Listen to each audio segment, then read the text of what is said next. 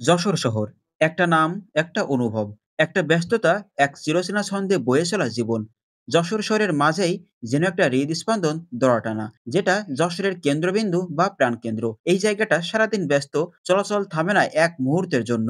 রোদ, বৃষ্টি, সন্ধ্যা কিংবা রাত, সব সময় এখানকার গতি একই রকম। ভৈরব নদীর তীরে গড়ে ওঠা দড়াটানা পার্ক, যা মন রিফ্রেশের জায়গা। বিকালে সবাই এখানে জড়ো হয় সুন্দর মুহূর্ত অতিবাহিত করার জন্য। অনেকেই দড়াটানা ব্রিজে বসে শহর উপভোগ করে। মূলত এই দড়াটানাকে কেন্দ্র করেই আমাদের যশোরের মূল শহরটা অবস্থিত। এই দড়াটানা থেকে রাস্তা চারিদিকে বিভক্ত হয়েছে এবং আমাদের শহরটা ছড়িয়ে ছিটিয়ে গেছে চারিদিকে।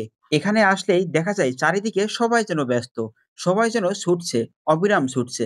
আর দড়াটানার পাশেই অবস্থিত শহরের অন্যতম সৌন্দর্যপূর্ণ সড়ক দড়াটানা পার্ক আর ঐতিহাসিক কালেক্টরেট ভবনের মাঝ দিয়ে চলে যাওয়া ডবল লেন রাস্তা, যেন এক পুরনো ও নতুন সময়ের মিলন রেখা। মাঝে ছায়া দেয়া সৌন্দর্যবর্ধক গাছ, দুপাশে চলছে গাড়ি, এক পাশে কালেক্টরেট, অপর পাশে ভৈরব। আর এটা যশোরের কেন্দ্রীয় ঈদগাহ ময়দান। যা হোক, দড়াটানা থেকে একটু এগোলেই বাম পাশেই পড়বে গাড়িখানা রোড। রাস্তার এই অংশটাও যেন কখনোই থেমে থাকে না, সবাই ব্যস্ত। কেউ রিক্সা, ইজি বাইক, কেউ বা মোটর বাইক, কেউ বা মাইক্রো গাড়িতে করে ছুটছে। রাস্তাটির এই পাশ থেকে ও পাশে যেতে হলে রীতিমতো সংগ্রাম করতে হয়। যশোর শহরের গাড়িখানা রোডের পাশে রয়েছে অনেকগুলো ফুলের দোকান। অনেক রকম ফুল দিয়ে এই দোকানগুলো মূলত সাজানো, যা দেখতে সত্যি অনেক বেশি ভালো লাগে। যদি কারো ফুলের প্রয়োজন হয়, চাইলে আপনারা এই দোকানগুলো থেকে সংগ্রহ করতে পারবেন। একটু এগোলেই দেখা যায় পুলিশ প্লাজা, যেখানে বছরের ১২টা মাসই মেলা অনুষ্ঠিত হয়েই থাকে।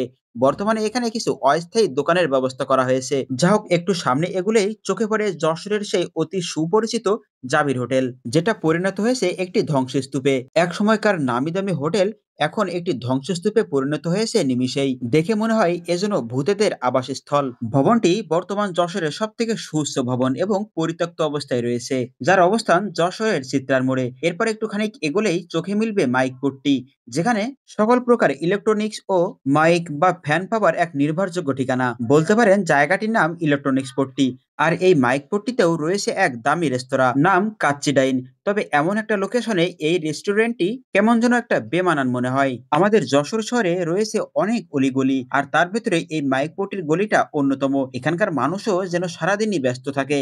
এরপর আসে যশোরের অন্যতম ব্যস্তময় এলাকা, যশোর চারখাম্বার মোড়। চারদিক থেকে আসা রাস্তার মিলনস্থল, নাম চারখাম্বার মোড়। আর এখানেই রয়েছে একটা টাওয়ার লাইট, যা কিনা চারিদিককে আলোকিত করছে। এজন্য যশোর শহরের মাঝখানে এক নিয়ন্ত্রণ কেন্দ্র, ট্রাফিক পুলিশ, দোকানপাট, হকার, সব মিলিয়ে জমজমাট এক চিত্র। চারখাম্বা থেকে একটু এগোলেই চোখে পড়ে যশোরের অন্যতম আধুনিক ঠিকানা ওরিয়ন হোটেল।